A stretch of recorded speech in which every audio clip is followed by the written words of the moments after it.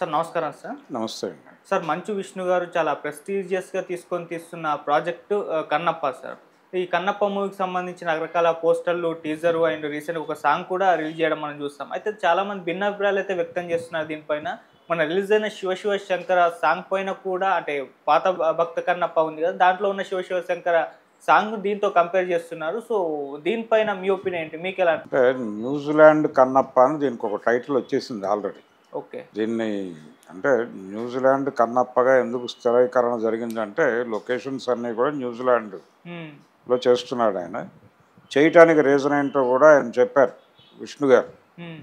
ఆయన ఏం చెప్తాడంటే న్యాచురల్ లొకేషన్స్ ఉన్నాయి అక్కడ, సెట్సో లేకపోతే మరొకటో వెళ్ళటం కన్నా కూడా న్యాచురల్ లొకేషన్స్లో పెడితే బాగుంటుంది హ్మ్. అనే ఉద్దేశంతో, దానికి తగిన లొకేషన్స్ అక్కడ దొరుకుతాయనే ఉద్దేశంతో వెళ్ళాం. షూటింగ్ కొంత కన్వీనియంట్గా ఉంటుంది అని. అంటే జనరల్గానే ఈ విఎఫ్ఎక్స్ వీటిలో గ్రీన్ మ్యాట్ షూట్లు వీటికంటే కూడా న్యాచురల్ లొకేషన్ అనేది కంటికి పెద్దగా శ్రమ లేకుండా చేస్తుంది అనే మాట వాస్తవం. హ్మ్. అయితే ఈ ప్రయత్నంలో భాగంగా విఎఫ్ఎక్స్ కంటే కూడా న్యాచురల్ లొకేషన్స్ మీద ఆధారపడి ఆడియన్స్ని ఇబ్బంది లేకుండా ట్రావెల్ చేయించడం అనేది మణిరత్నం గారు చేశాడు పొన్నియిన్ సెల్వన్ కోసం. హ్మ్. దానిలో కొంత మిక్స్చర్ టోన్లో వెళ్ళాడు ఆయన. అంటే ఆ న్యాచురల్ లొకేషన్స్ కూడా ఇక్కడే వెతుక్కున్నాడు. దాంతో ఏంటంటే కొంత నేటివిటీ టచ్ వస్తుంది. అయితే వీళ్ళు న్యూజిలాండ్ వెళ్ళడం వలన ఏంటంటే ఆ నేటివ్ టచ్ అనేది కనిపించట్లా పాటలు. హ్మ్. ఇదేదో అంటే కన్నప్ప కథ తీసుకుని ఎవరో హాలీవుడ్లో సినిమా తీసినట్టుగా అనుకుంటున్నారు జనాలు. ఆ లొకేషన్స్ అవి ఎక్కడ సింక్ కాలేదు ఇండియన్ టెరైన్కి. అంటే ఇక్కడ ఈ టెరైన్లో ఆ కథను చూసి అలా ప్రిపేర్ అయిపోయి ఫిక్స్ అయిపోయి ఉన్నారు. ఇలా ఆలోచించేటువంటి ఆడియన్స్కి అందులో చూపించినటువంటి శివలింగం మింగుడు పళ్ళ. అది మనం జనరల్గా మన సినిమాల్లో చూస్తున్నటువంటి శివలింగాలు కానీ మన గుళ్ళల్లో ఉండేటువంటి శివలింగాలకి భిన్నంగా ఉంది. ఇక్కడ శివలింగం అనే పేరుతో వారు చూపించినటువంటి ఆకృతికి జనరల్గా ట్రెడిషనల్గా చూస్తున్నటువంటి ఆకృతికి తేడా ఉంది. బహుశా వాళ్ళు ఏదన్నా పరిశోధించి ఇలా ఉండాలని నిర్ణయం తీసుకుని అలా చేశారేమో తెలియదు. కానీ దానికి సంబంధించిన వివరణలు లేవు. వాళ్ళు ఏదైనా క్లారిఫికేషన్ ఇస్తే ఇవ్వచ్చు. కొంత భిన్నంగా వెళ్ళాలి అనే ఉద్దేశంతో అలా డిజైన్ చేశారో దానికి ఏదన్నా రెఫరెన్స్ తీసుకున్నారా అనేది తెలియదు. కానీ ఇప్పటివరకు ఎక్కడా చూడని రీతిలో అయితే అందులో శివలింగం ఉంది ఆ పాటలో. తర్వాత వాళ్ళు ఆ పడుకోవటము అంటే కొన్ని షార్ట్స్ ఉన్నాయి, అది ఎక్కడా కూడా మన వాతావరణంలా కనిపించలేదు. రెండోది హీరోయిన్తో కాంబినేషన్లో సన్నివేశాలు కూడా చూపించారు. ఆవిడ కాస్ట్యూమ్ డిజైను అలాగే ఇతని కాస్ట్యూమ్ డిజైను ఇది కూడా మింగుడు పడలేదు. ఇలా చాలా ఇబ్బందులు ఉన్నాయి దానిలో. అలాగే ఈ పాడినటువంటి గానానికి ఈయన ప్రదర్శిస్తున్నటువంటి ఎమోషన్కి అక్కడ విజయప్రకాష్ పాడాడు. ఆయన గాత్రంలో పలికించినటువంటి భావనకి సింక్ కాలేదు అనేటువంటిది ఒక అభిప్రాయం. అలాగే ఉంది. అది సింక్ నాన్ సింక్లోనే నడిచింది. అయితే ఇది పూర్తి పాట కాదు, అంటే కొంత అది టచ్ చేస్తూ ప్రధానంగా వాళ్ళు పాటని జనంలోకి పంపు చేయడం కోసం రిలీజ్ చేసినటువంటి సందర్భం. పూర్తి విజువల్స్తో చూస్తే వాళ్ళ అభిప్రాయాలు మారుతాయేమో తెలియదు. అలాగే ఆయనది జిమ్ బాడీ అనేది అర్థమవుతుంది. అంటే అది అంటే ఆర్గానిక్గా లేదు. ఆయన ఒక ఆదివాసీలా కనిపించలేదు, ఒక ట్రైబ్లా కనిపించలేదు.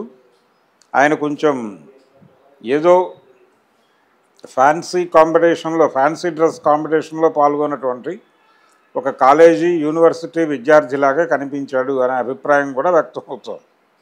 అదొక సమస్య ఉంది దాంతో ఆయన లుక్కి సంబంధించి. అలాగే ఆయన అభినయానికి సంబంధించి కూడా కొత్తగా స్టేజ్ పెర్ఫార్మెన్స్కి వచ్చినటువంటి వాళ్ళు చేస్తున్న పద్ధతిలో కనిపించింది తప్ప పాత భక్త కన్నప్పలో కృష్ణరాజు గారు ప్రదర్శించిన స్థాయి ఎమోషన్స్ అయితే కనిపించలేదు. ఇప్పుడు ఆ భక్తి ఆవేశము ఇవి కనిపించాలి. ఒకే ఎక్స్ప్రెషన్లో నడుస్తోంది కథ అంతా. ఒక్క చోట మాత్రం ఆయన అంటే తనకు అర్థమైంది ఈ నీళ్ళు ఎలా తీసుకెళ్ళాలి అనేది తనకు అర్థమైనట్టుగా ఒక చిన్న ఎక్స్ప్రెషన్ ఇచ్చాడు ఆయన. అది ఓకే. కానీ దానికంటే కూడా ఆ ఫేస్లో ఒక గ్లో వస్తుంది పాత కన్నప్పలో. భక్త కన్నప్ప కృష్ణరాజు గారి సినిమా, దానికి బాపు గారు విఎస్ఆర్ స్వామి గారు చాలా కష్టపడి అదంతా తీసుకొచ్చారు. ఆ భక్తి పారవస్యము అది ఆ బాడీలోను అలాగే ఆయన మొహంలోనూ కనిపించటం అనేది ప్రత్యేకంగా ఉంటుంది.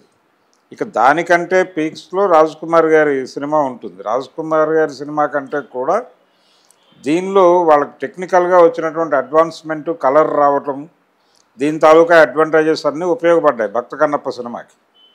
బాపు గారు తీసినటువంటి భక్త కన్నప్ప దానికంటే అడ్వాన్స్డ్గా ఉండాలి, కానీ అలా కనిపించట్లేదు తెర మీద. ఆ రోజున కెమెరా మాత్రమే, విఎఫ్ఎక్స్ లేదు. విఎఫ్ఎక్స్ లేని టైంలో లైటింగ్తోనే చాలా మ్యాజిక్స్ చేశాడు స్వామి గారు. ఇక్కడ ఆ మ్యాజిక్లు అవన్నీ ఏమీ కనిపించలేదు. ఆయన ఆ నదిలోకి వెళ్ళటము ఇవన్నీ కూడా విఎఫ్ఎక్స్ ఉంది. అంటే ప్రకృతిలో ఆయన శివలింగ దర్శనం చేస్తున్నట్టుగా కూడా కొన్ని షాట్స్ ఉన్నాయి. ఆ కొండల మీద వాటి మీద ఆయన ఎక్కడ చూసినా కానీ శివలింగ స్వరూపమే కనిపిస్తూ ఉంటుంది. అలాగే ఏదో ఒక చెట్టు కొడుతూ ఉంటాడు, ఆ చెట్టు ఆకృతిని చూసి శివలింగంతో పోల్చుకుని అక్కడ దండం పెట్టుకోవటం, ఇలాంటి షాట్స్ ఉన్నాయి. అంటే ఒక నాస్తికుడిగా మొదలైనటువంటి తనలోకి, అంటే శివ ద్వేషిగా మొదలై శివభక్తుడిగా ఎలా మారాడు, ఈ పరిణామ క్రమం అంతా చూపిస్తారు అనుకుంటాను. ఈ పరిణామ క్రమం చూపించే దీనిలో భాగంగా ఆయన శివలింగం దగ్గర విభూది రేఖలు పెట్టుకోవడం ఇవన్నీ చిత్రీకరించారు. కానీ అన్నీ కూడా కొత్త ప్రపంచంలో జరుగుతున్నట్టుగా ఉంది. ఇప్పటి వరకు తెలుగు వాళ్ళు ఓన్ చేసుకున్నటువంటి కన్నప్ప, తెలుగు వాళ్ళకి పరిచయం ఉన్నటువంటి కన్నప్ప అయితే కనబడలేదు దాంట్లో. ఓకే, తెలుగు ప్రేక్షకులకు పర్టికులర్గా అది ఒకవేళ నేను కేవలం తెలుగు ప్రేక్షకులు కాదు నా టార్గెట్, నేను గ్లోబల్ మార్కెట్ని ఏం చేస్తున్నాను అనుకుని అలా డిజైన్ చేశారేమో తెలియదు, వాళ్ళ అభిప్రాయాలు ఏంటో తెలియదు. తెలుగు నేటివ్ పీపుల్కి అయితే కనెక్ట్ అయ్యే పద్ధతిలో లేదు అది. ఇది మిగిలిన ఇప్పుడు వాళ్ళు రిలీజ్ చేసినటువంటి టీజర్లు వాటిలో కూడా ఈ ధోరణి కనిపించింది.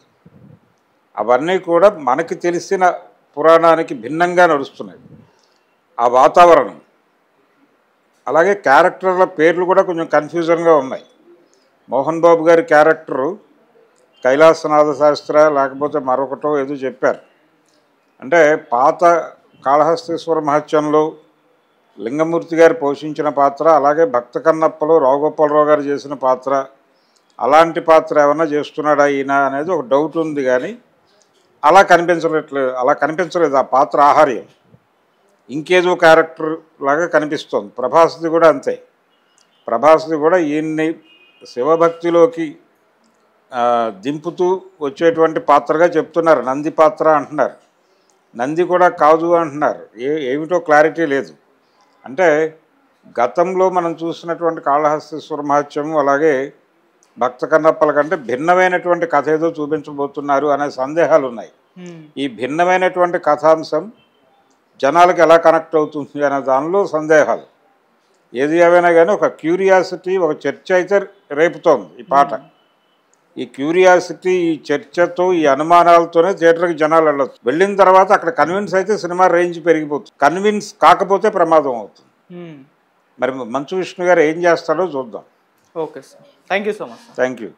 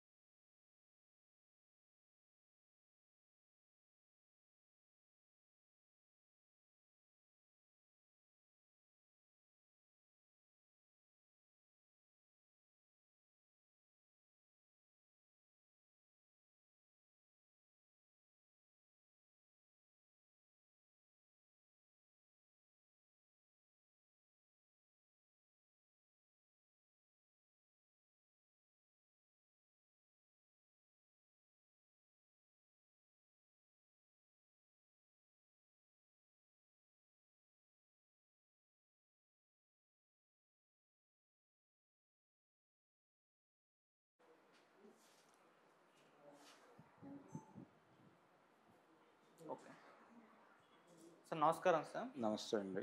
సార్, అన్నమయ్య డిస్టిక్లో ఒక మహిళ పైన ఒక యువకుడు దాడి చేశాడు. అతను ఆ అమ్మాయిని ప్రేమించాను, ఆ అమ్మాయి వేరే పెళ్లి చేసుకోబోతుందన్న ఒక ఉద్దేశంతో, ఒక కక్షతో ఆ అమ్మాయి పైన కత్తితో దాడి చేసి యాసిడ్ పోయడం చూస్తున్నాం సార్. సో, ఇది ప్రేమికుల రోజున జరగడం మరింత విషాదంగా మారింది. ఇప్పుడు ఇది 2 రాష్ట్రాల్లో కూడా సంచలనంగా మారింది.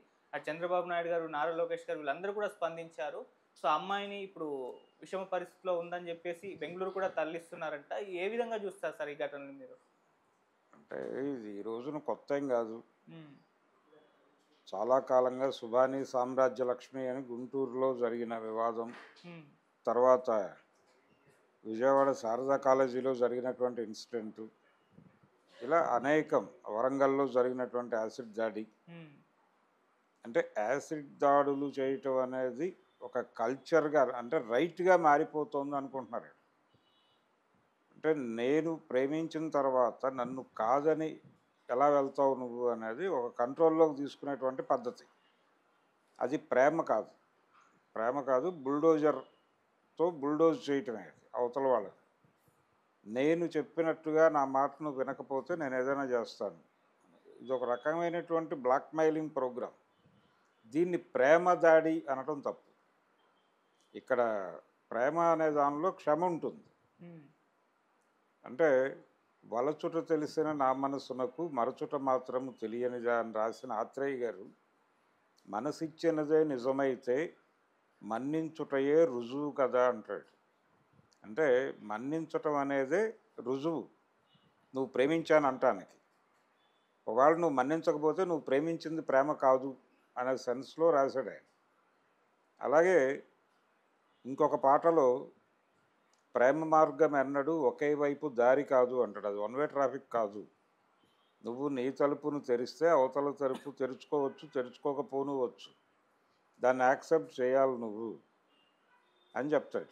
అలాగే ఎవరైనా సరే, ఎవరికైనా సరే వారి వారి నిర్ణయాలు వారివే, ఎవరు ప్రభావితం చేయలేరు. అవతల వాళ్ళు కనుక వ్యతిరేక నిర్ణయం తీసుకుంటే దాన్ని సహించి ట్రావెల్ అవ్వగలిగితే ట్రావెల్ అవ్వు, లేకపోతే దండం పెట్టి తప్పుకో. అంతకు మించి వేరే మార్గం లేదు. అది నీ హక్కు కాదు, వాళ్ళ అధికారం. ఎవరి జీవితాన్ని వాళ్ళు నిర్మించుకునేది వాళ్ళ అధికారం. నీకు అడిగేంత వరకే మమకారం ఉంటుంది. అదేమిటి, మనం ప్రేమించుకున్నాం కదా అని అడిగేంత వరకే నీ మమకారం. ప్రేమించుకున్న మాట వాస్తవమే, కానీ నేను ఇప్పుడు వేరే పెళ్లి చేసుకోవాలనుకుంటున్నాను అనే అమ్మాయి చెప్పినప్పటికీ అది ఆవిడ అధికారంగా మాత్రమే చూడాలి, హక్కుగా చూడకూడదు. అందుకని మానవ సంబంధాల్లో ఆ ప్రజాస్వామిక లక్షణం అనేది చచ్చిపోయింది. చచ్చిపోవడం వలన ఈ వికృత వేషాలన్నీ ప్రేమ పేరుతో వేస్తున్నారు. హ్మ్. ప్రేమకి దీనికి ఏ సంబంధం లేదు. ప్రేమ అనేటువంటి భావం నీకుంటే అవతల వాళ్ళని నువ్వు ప్రేమించటం నిజంగా గనక జరిగితే ఎక్స్క్యూజ్ చేయటమే, మన్నించి పంపించేయాలి. అలా పంపించట్లేదు అంటే కనుక నీలో ఉన్నది ప్రేమ కాదు, ఇంకేదో అది. అందుకని వీటిని ప్రేమదాడులు అంటం తప్పు. హ్మ్. ఇవి ప్రేమదాడులు కాదు, కాన్షియస్గా అవతల వాళ్ళని బుల్డోజ్ చేస్తూ చేసే దాడులే. అందుకని ఇలాంటి వాళ్ళని కఠినంగా శిక్షించాలి. అయితే మన ప్రభుత్వాలు వీళ్ళని ఎన్కౌంటర్ చేయటం ఇలాంటివి చేసి పబ్లిక్ మూడుని తనకు అనుకూలంగా మలుచుకునేటువంటి ప్రయత్నాలు చేస్తాయి. ఇది కాదు. అంటే ఈ తరహా భావజాలం ఎందుకు ఈ జనరేషన్లో పోగుపడుతోంది అనేది చూడాలి. అంటే మార్కెట్ ఎకానమీ లక్షణమే మనిషిని సరుకుగా మార్చటం. మనిషిని సరుకుగా చూడటం మొదలుపెట్టాక ఈ దాడులు ఎక్కువైనాయి. నువ్వు నాదానివి అంటాడు ఆయన. నేను నీవాడిని అనేదానికన్నా కూడా నీవు నాదానివి అనటంలోనే ఒక ప్రాబ్లం ఉంది. అంటే అదేదో ప్రాపర్టీ లాగా తయారవుతోంది. ప్రాపర్టీ అని ఎప్పుడైతే అనుకుంటున్నాడో అన్యాక్రాంతం అయిపోతుంది అనగానే దాడి చేయటంలాగా చూస్తున్నారు. ఇతని మానసిక వేదన ఉండొచ్చు, బాధపడవచ్చు, కానీ అవతల వాళ్ళని ఇబ్బంది పెట్టడం అనేది సబబు కాదు అని అనుకోవడం లేదు. అది సరుకుగా చూడటం వలన జరుగుతున్న ప్రమాదం. విలువ లేదు అక్కడ మనిషికి. అంటే అతని అప్పటి వరకు ఆ అమ్మాయితో అతనికి ఉన్నటువంటి రిలేషన్ ఏంటో ఎస్టాబ్లిష్ కాదు. ఎక్కడ కాదని వెళ్ళిపోతే దాడి చేసేటువంటి హక్కు ఏ విధంగా చూసినా లేదు. కానీ ఈ జనరేషన్ పీపుల్లో అలా ఒక మార్జిన్ ఇచ్చి ఆలోచించేటువంటి పరిస్థితుల్లో లేరు. స్పేస్ ఇచ్చి ఆలోచించడం లేదు ఎవరు. స్పేస్ లేకుండా ఆలోచిస్తున్నారు. ఉంటే నాతో ఉండాలి, లేకపోతే కనుక నిన్ను ఏదైనా చేస్తాను నేను అనే పద్ధతిలో, ఇంకొకళ్ళతో నీ రిలేషన్ని నేను సహించను అన్న పద్ధతిలో ఒక ప్రాపర్టీ మోడల్లో డీల్ మాట్లాడుకుంటున్నారు. అలా వ్యవహరిస్తున్నారు. ఈ భావజాలం ఉన్నవాళ్ళే ఈ దాడులు చేస్తున్నారు. దురదృష్టవశాత్తు ఈ రకమైన భావజాలం యూత్లో పెరుగుతోంది.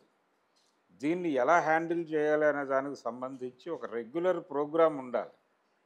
ఈ రెగ్యులర్ ప్రోగ్రాం అంటే కాలేజీలోను, స్కూళ్ళల్లోనూ దీనికి సంబంధించినటువంటి మనం ఎలా వ్యవహరించాలి అవతల వ్యక్తితో అనే దానికి సంబంధించి, మానవ సంబంధాలు ఎలా ఉండాలి, రిలేషన్షిప్ ఎలా మెయింటైన్ చేయాలి అనే దానికి సంబంధించి కళాశాలలో ఉపాధ్యాయులు, అలాగే ఇంట్లో తల్లిదండ్రులు కూడా నిరంతరం పిల్లలకి వాళ్ళలో ఉన్న తప్పుడు అవగాహనలు బయటపడుతూనే ఉంటాయి. ఈ బయటపడినటువంటి తప్పుడు అవగాహనలను ఎప్పటికప్పుడు సరిచేస్తూ వెళ్ళాలి. అలా సరిచేసేటువంటి టైము వీళ్ళకి ఉండటం లేదు, వాళ్ళకే ఉండట్లే, టీచర్లకు కూడా ఉండటం లేదు. గతంలో లాగా ఒక ఇంటరాక్టివ్ ప్రోగ్రాంలో ఎవరూ ఉండట్లేదు. ఎక్కడికక్కడ పరుగు పందెమే నడుస్తోంది.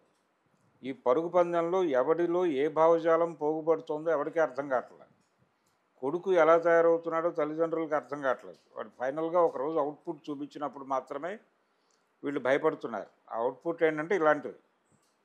లేకపోతే ఇంట్లో తల్లిదండ్రులను కొట్టడం లాంటి అవుట్పుట్ ఏదైనా ఇస్తే అప్పుడు మనవాడు ఇలా తయారైపోయాడా అని అప్పుడు అనుకుంటున్నారు తప్ప, మొదటి నుంచి వీళ్ళలో ఏం పోగవుతోంది, వాడు ఎలా ఆలోచిస్తున్నాడు, విషయాలను ఎలా రియాక్ట్ చేసుకుంటున్నాడు, దీనికి సంబంధించి అధ్యయనం చేయటం అనేది జరగట్లేదు. ఆ లోపం సరి చేసుకోనంతకాలం ఇవి జరుగుతాయి.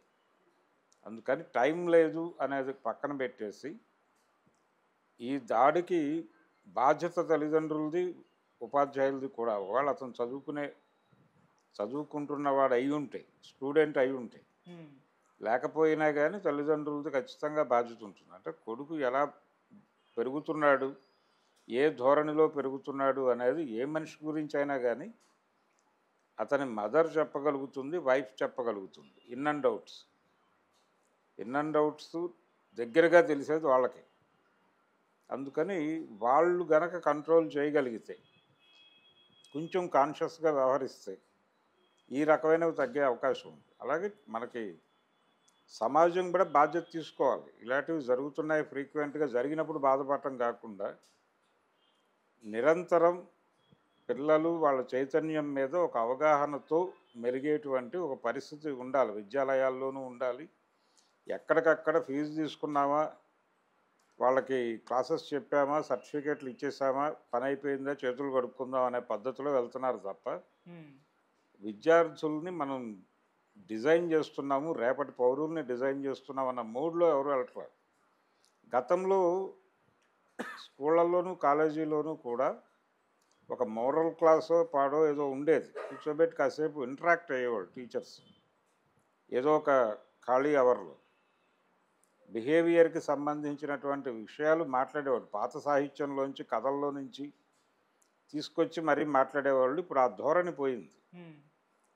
అది కావాలి. దానికోసం ఏం చేయాలి అనేది కసరత్తు చేయాలి. అంతే తప్ప ఇలా మీరు ఏదో శిక్ష వేసేస్తే ఇది జరగదు, తర్వాత ఒక ఎన్కౌంటర్ చేసేస్తే సరిపోతుంది, లేకపోతే మరొకటి మరణశిక్ష విధిస్తే సరిపోతుంది అనుకుంటే ఇవి సెటరైట్ అవ్వవు, ఇంకా పెరుగుతాయి. ఓకే. ఆ ఎమోషన్లో అతను ఇవేవి ఆలోచించడు. గతంలో ఇలాంటి ఒక దాడి జరిగిందని, ఆ దాడి సందర్భంగా రకరకాల వ్యక్తులు ఇలా మాట్లాడారని ఇవన్నీ రెఫరెన్స్ ఆలోచించరు. ఆ ఎమోషన్లో డ్రైవ్ అయిపోతుంది అది. అసలు ఆ ఎమోషన్లోకి వెళ్లకుండా ఏం చేయాలో మీరు ఆలోచించాలి. వీళ్ళందరూ కూడా సైకలాజికల్ డిజార్డర్స్తో బాధపడుతున్న వాళ్ళే. ఇది ఒక సమస్య. దీన్ని సీరియస్గా అడ్రస్ చేయడానికి ప్రభుత్వాలు కొంచెం ఒకవైపు చూడాలి.